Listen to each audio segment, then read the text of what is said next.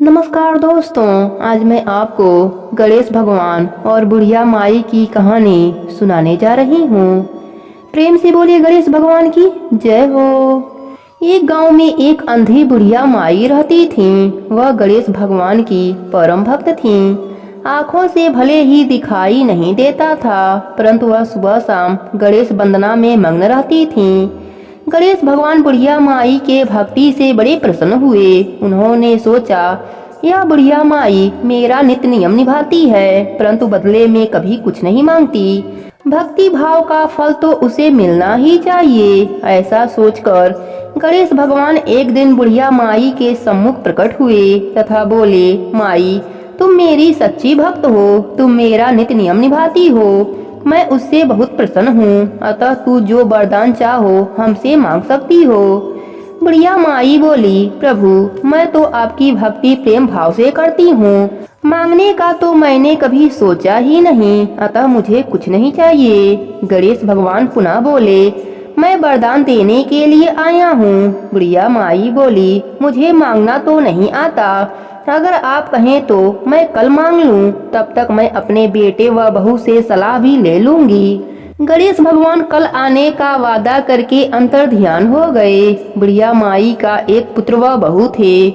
बुढ़िया ने सारी बात उन्हें बताई और सलाह मांगी। बेटा बोला, माँ, तू गणेश भगवान से ढेर सारा पैसा मांग लो, हमारी गरीबी दूर हो जाएगी, सब सुख चैन से रहेंगे। बुढ़िया माई की बहू बोली, नहीं माँ जी, आप पोते पोती का वरदान मांगे, वंश को आगे बढ़ाने वाला भी तो कोई चाहिए।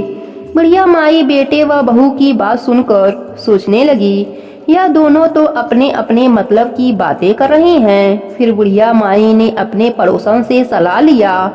पड़ोसन ने कहा, तुम्हारी सारी जिंदगी दुखों में कटी है, अब जो थोड़ा सा जीवन बचा है वह तो सुख से व्यतीत हो जाए। धन अथवा पोते का तू क्या करेगी, अगर तुम्हारी आंखें ही नहीं है तो यह तो सांसारिक वस्तुएं तुम्हारे लिए व्यर्थ हैं, अतः तुम अपने लिए अपने आंखों की रोशनी मांग लो। बुढ़िया माई घर लौट आई। बुढ़िया माई और भी सोच में पड़ गईं। वह सोचा कि कुछ ऐसा मांगूं जिससे मेरे बेटे व बहू सबका भला हो, लेकिन ऐसा क्या हो सकता है। बुढ़िया माई कभी कुछ मांगने का मन बनाती तो कभी कुछ, परंतु कुछ भी निर्धारित ना कर सकी। दूसरे दिन गणेश भगवान पुनः प्रकट हो गए तथा बोले, बुढ़िया माई, तुम अपना वरदान मांग लो।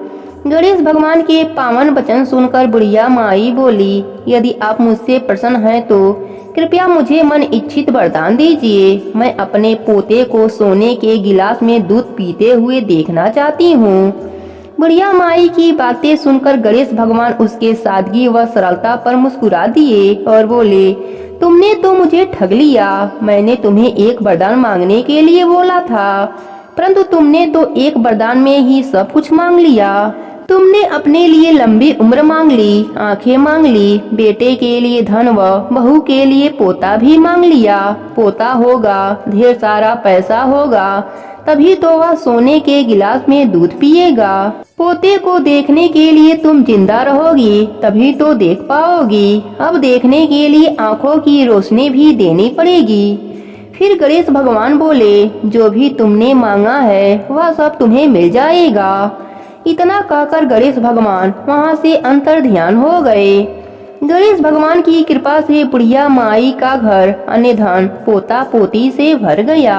हे गणेश भगवान, अपने सभी भक्तों पर अपनी कृपा बनाए रखना।